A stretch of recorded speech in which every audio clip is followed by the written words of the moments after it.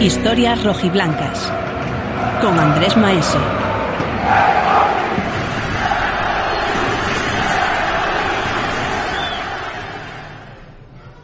Me encuentro en una cafetería céntrica en Gijón para recordar la mejor temporada en su historia del Sporting de Gijón.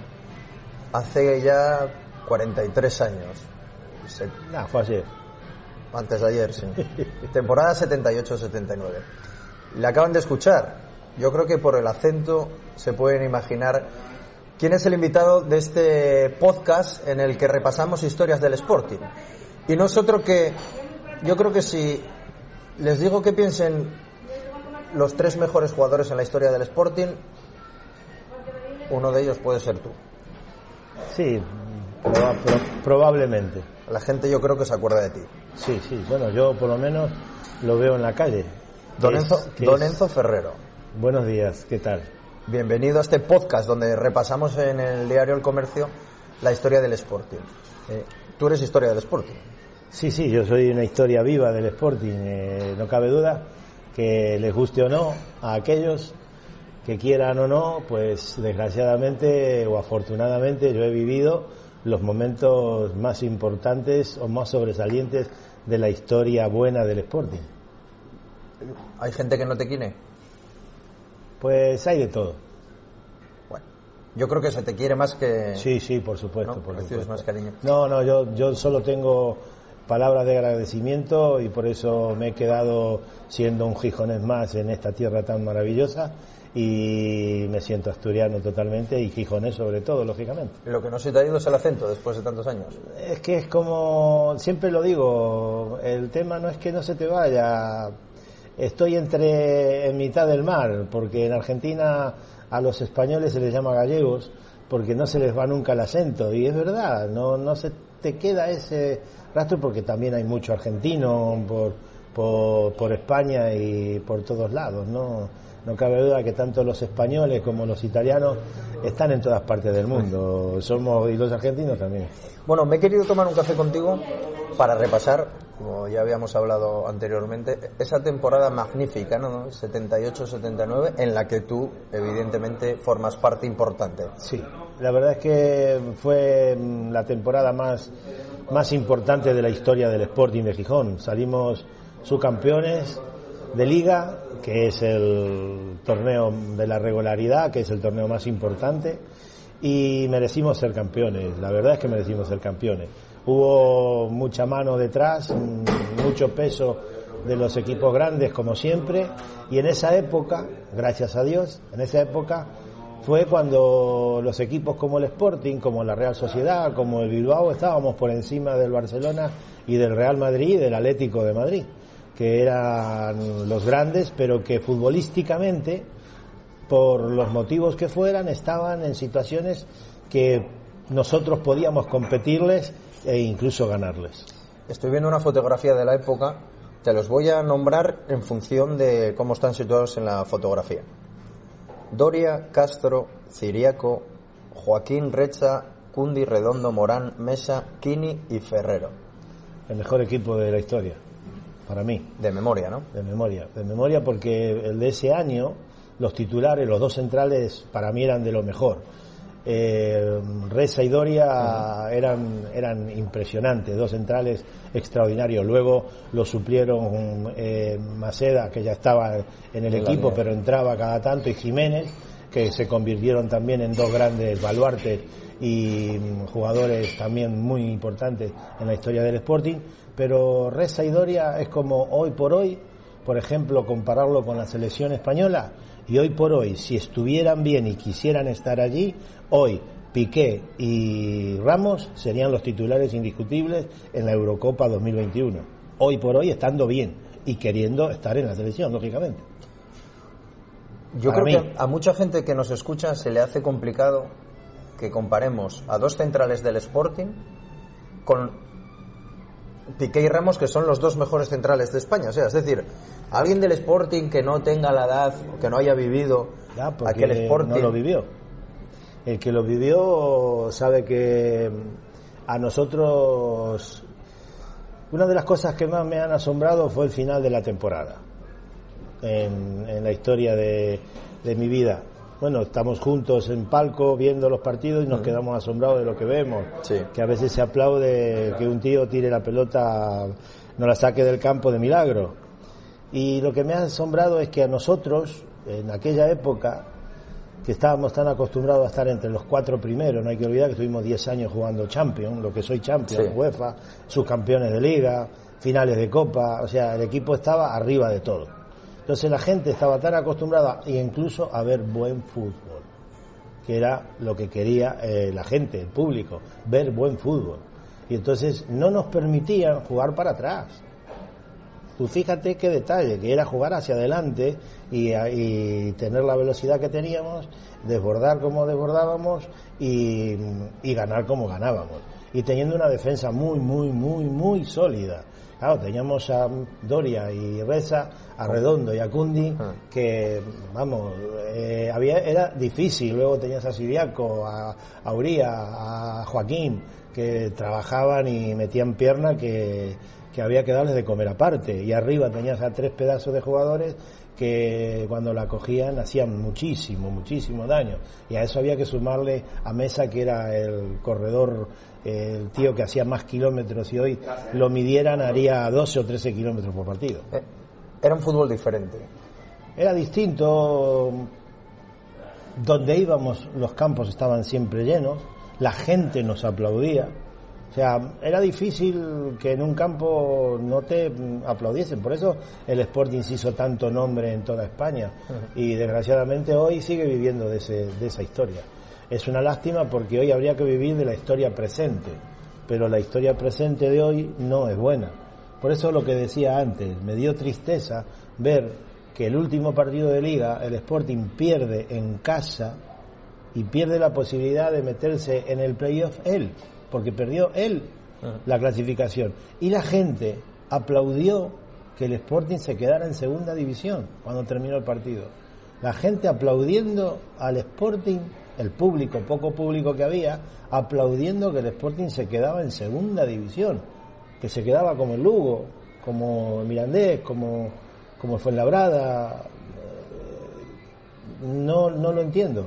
Cuando retrocedes en el tiempo y fuiste lo que fuiste. Entonces, algo se estará haciendo mal. Están hablando de la cantera. Resulta que el segundo equipo no bajó una categoría, bajó más.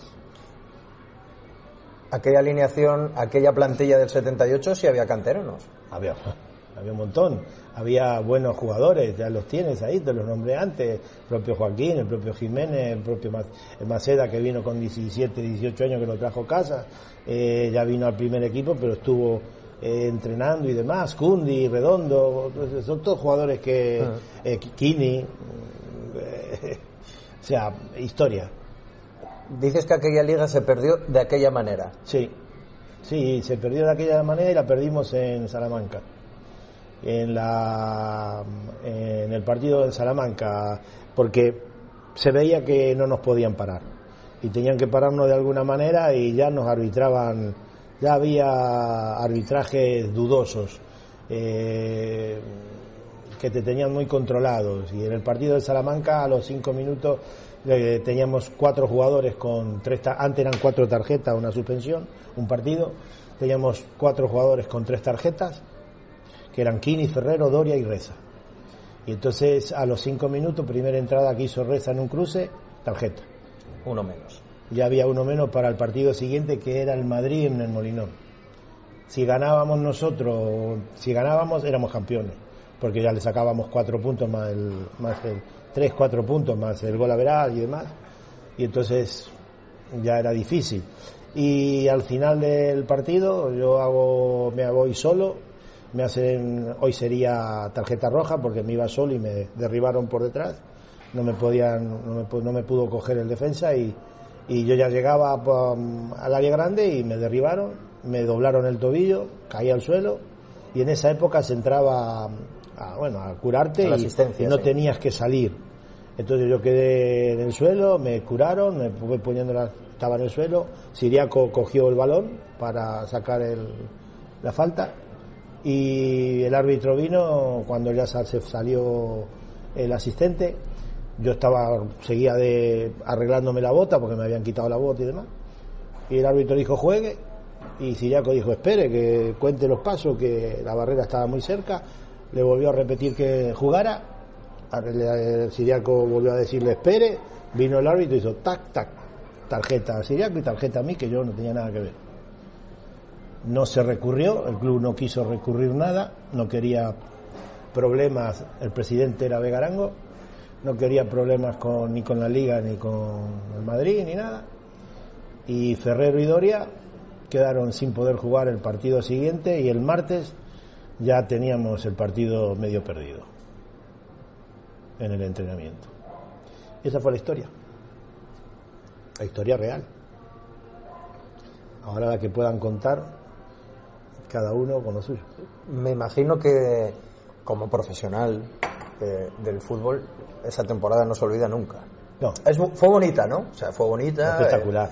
Fue la mejor de la historia. Espectacular, porque nosotros nos veíamos ganadores en todos los campos. Sabíamos que teníamos el 0-0 y que a mí quitarme la pelota era difícil. Morán tenía muchísima velocidad, y si no entraba Abel para trabajar en el centro del campo. Y luego estaba Kini, que Kini y yo teníamos un entendimiento total. De hecho, íbamos juntos de compañeros en todos lados, éramos muy amigos con las familias y demás.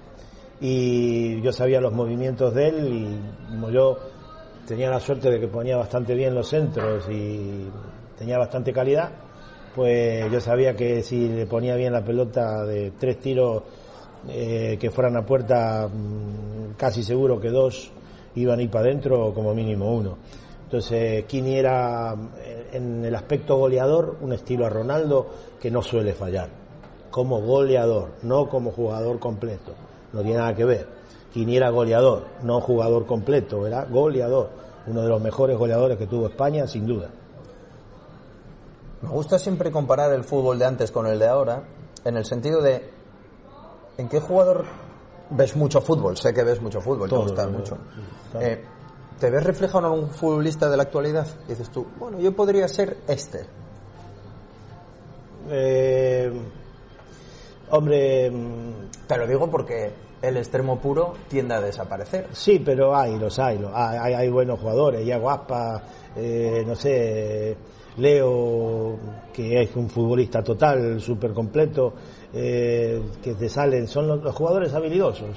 Todos los que son habilidosos, los que tienen el 1 para 1, que desnivela y que rompe cualquier esquema que esté formado, o cualquier sistema de fútbol que haya pensado un entrenador para parar a un equipo contrario.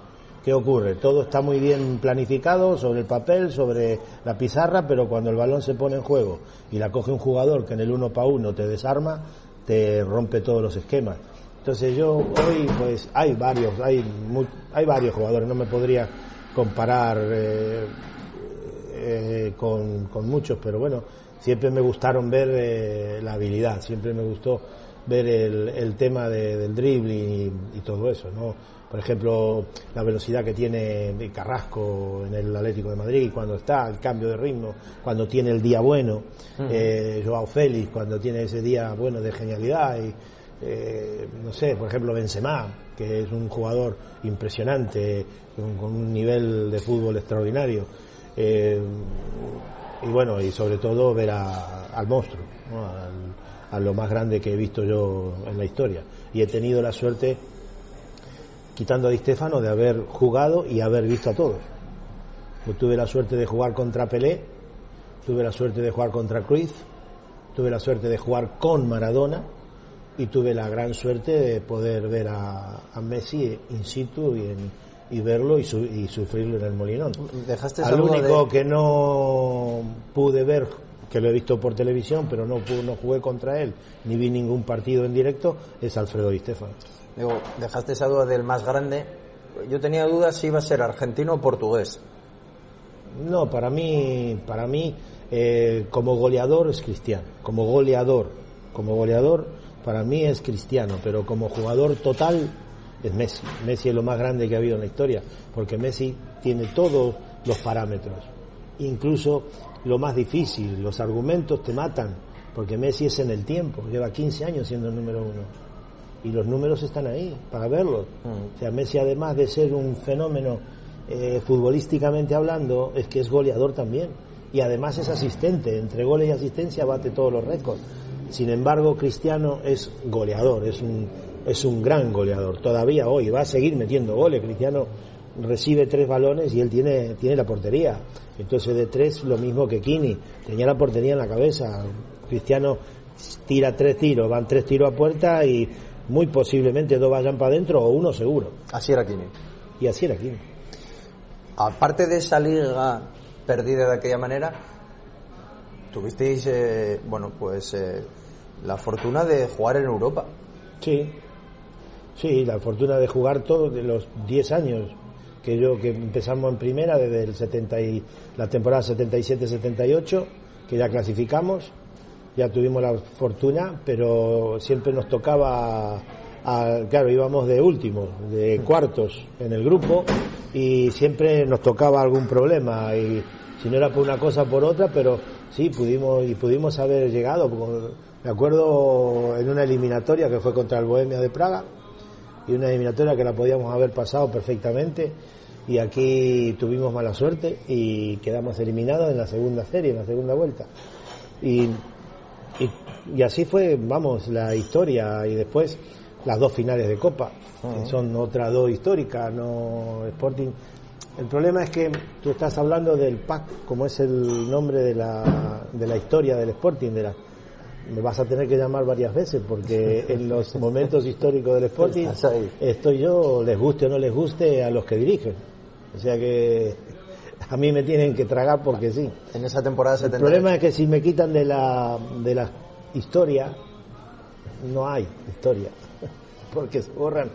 Por ejemplo, haber salido campeón en el Carlos Tartiere, el último gol lo metió este que está aquí, el 2-1, que salimos campeones. Y ahí dimos la vuelta olímpica. Eso no ocurrió nunca en la vida de la historia del fútbol, del Sporting y el Oviedo. Y resulta que tuve que ser yo el que metí el segundo gol y ganamos 2-1. ¿Sí? El máximo goleador de la UEFA. Parece ser que soy yo. Parece. El gol olímpico del debut contra el Torino, parece ser que fui yo. No sé. Parece. Son recuerdos que no se olvida a nadie. No tengas ninguna duda que muchos sportinguistas que nos están escuchando, no olvida a nadie. ¿Quién lo va a olvidar? Seguramente se acuerden perfectamente de cómo lo vieron, dónde lo vieron, en qué lugar estaban en ese momento. Es verdad, porque independientemente del Molinón, que es histórico, pues al ser histórico y al ser el mismo campo, aunque haya sido remodelado y arreglado un poco y no sé qué, y ahora pintándole la cara, yo siempre digo que es una mujer muy mayor que se ha hecho lifting y quiere aparentar ser una chica de 20 años y no lo es, porque los campos ya son todos diferentes y el Sporting tarde o temprano tendrá que modificar, pero al ser el estadio que es, la gente que lo vivió sigue yendo al Molinón y sabe ubicarse donde vio cada cosa que ocurrió, porque sigue siendo el mismo. Aquí estaba yo el día tal, aquí estaba yo el día cual. Enzo, para terminar, ¿con qué te quedas de esa temporada? ¿Qué recuerdo tienes? ¿De esta temporada? De aquella, de la 78-79. El espectáculo que dábamos fue en todos los campos. Y ver el estadio, primero que los jueves ya estaban todas las entradas vendidas. Y ver el estadio del Molinón, que era lo que más me sorprendía a mí, ver en la grada del Piles, la gente sentada arriba de la cubierta. De la cubierta, que era peligrosísimo. Y ahí estaba lleno de gente, sentados, porque no había más sitio, no había espacio, no entraba más gente. Y luego la gente que tenía una fe tremenda al equipo, y el equipo ganaba, que es lo que hace falta hoy, que se gane. Pues Enzo, muchas gracias por haber compartido estos minutos de charla sportinguista, de recuerdo sportinguista. Bueno. Y no sé si alguna vez volveremos a vivir temporadas así. No creo. Yo desgraciadamente no lo creo, si no cambia la mentalidad del club y no. El problema es que es el económico. Hoy en día prevalece mucho lo económico y el Sporting tiene un problema grave en ese aspecto y tiene un problema grave en su estructura. Tiene una estructura demasiado grande para donde está, y el Sporting debería estar en primera división, debería hacer muchas cosas que no hace, y bueno, lo tienen montado de esa manera y ellos sabrán por qué y cómo les interesa. Pero volver a tener un equipo para estar después de los 4 importantes, el Sporting podría estar quinto, sexto, séptimo. El Sporting tiene nombre, historia, para poder estar cuarto, quinto, sexto o séptimo, que podría meterse en la Europa League o algo de esto, pero habría que hacer las cosas demasiado bien y es complicado. Lo que te aseguro es que para mí ha sido un placer recordar con una figura como tú aquella temporada y aquellos maravillosos años. Muchas gracias, Enzo. Gracias a ti. Historias rojiblancas con Andrés Maese.